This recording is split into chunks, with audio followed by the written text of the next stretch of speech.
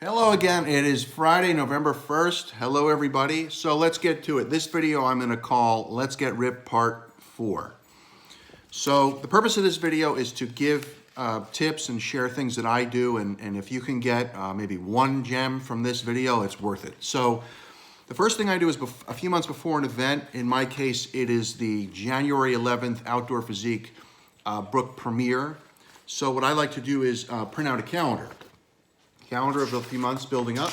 You can find these online, free, just print them out.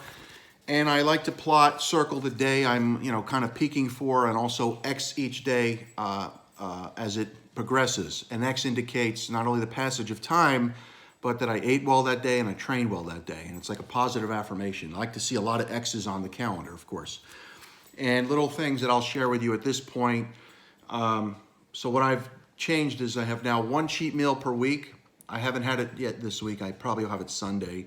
And I'm adding another day of cardio to further burn body fat. And I like to do other, slow incremental changes. Another change is, the other day I got up to 20 minutes on the Stairmaster. That's always been my favorite cardio, or I feel is the most effective cardio. I'm not a runner, and I also don't want to lose muscle mass, so it's like this equation of holding on to muscle and yet losing body fat. So I haven't been able to do 20 minutes in some time, and my goal next week is to get up to 30 minutes. So, it's you don't have to hit a home run every game, but just incremental progress here and there is what it's about. So I was pleased to get to 20 minutes this week, and and we'll take it. The other thing is, and I've said this before, I don't like scales. Once in a while I weigh myself, and I will say that the other day I got on the scale and I was displeased. However, upon reflection, I said, well, Hollis, you had a cheat meal the day before. You put on condiments and excess sodium and this and that, and you're also very stressed from school. Finals are coming up, and I'm taking biology and classes and things, and I find it fascinating because I'm learning more about the body, and I think actually make me, in effect, a better author in the future, so I'm excited about it. But nonetheless, it adds to stress and everything. So I was like, relax, forget the number, Hollis, and get back to what you tell people, what truly measures progress. And to me, what is that? Video or pictures, how your clothes fit, and also your performance, either when you're working out or where that may be. And I've had my weight belt has been sitting literally on a chair in my kitchen for months. Just last week, it now fits again. This is real world progress.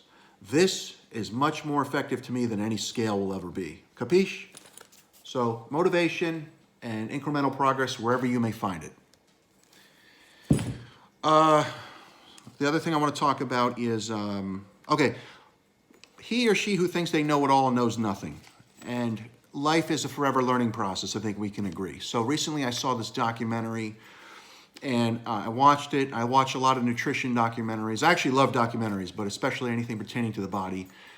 And it touted a lifestyle of vegetarianism. And while I'm not going to give up my lean beef or my chicken, because these are things I've been utilizing for 30 years now working out, what I do believe is to take things from the said movie and apply them. Why can't you have the best of both the worlds?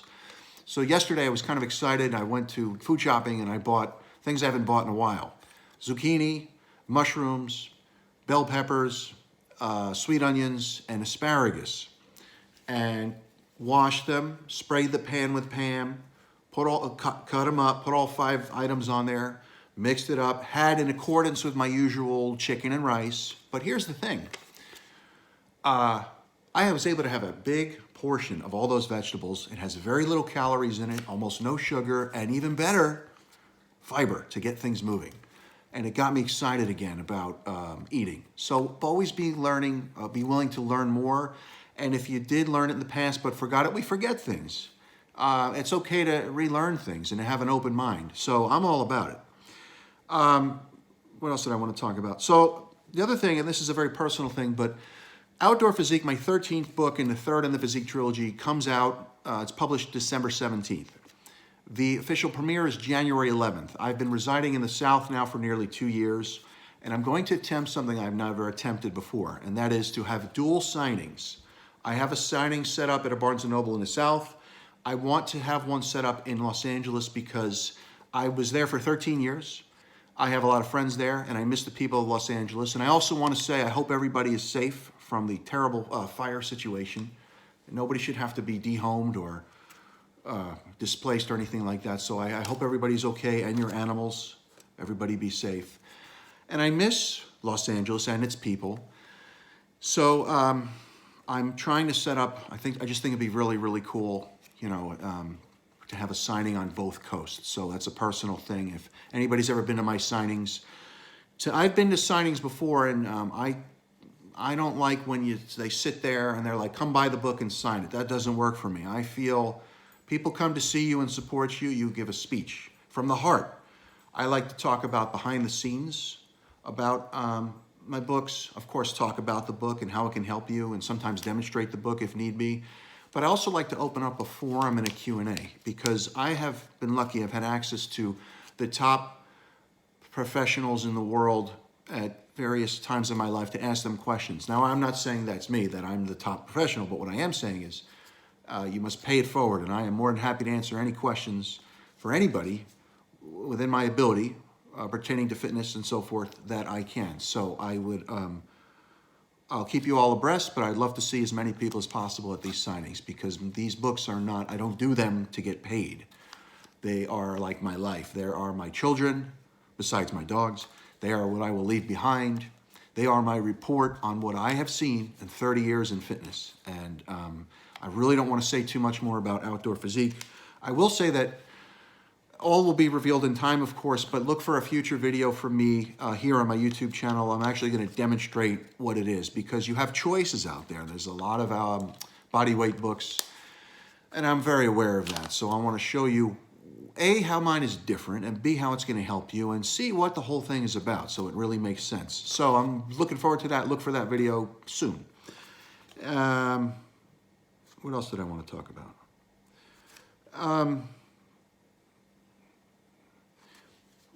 I may be repeating myself, but, you know, slow incremental changes is where we're going to get, and it takes time to get there. I am now training with Maximal Intensity. I'm very excited to get ready. It may be my last time I may ever give a speech.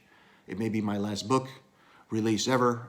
It's certainly my biggest, and the culmination of a 6-year journey with the Physique series. So, you know, therein is my motivation. But beyond all of that is that my parents appear in the back of the book. It's dedicated to them, and I tend to talk about my parents, and that keeps me going. So when I'm working out or I'm a little bit hungry, I remember that they gave me this opportunity of life to be here to do this, and I owe it to them and the Liebman name and family to do my best, because this is my own personal thoughts, but we're only here for a minute, really. Time is going quick. I can't believe that I'm 44 already.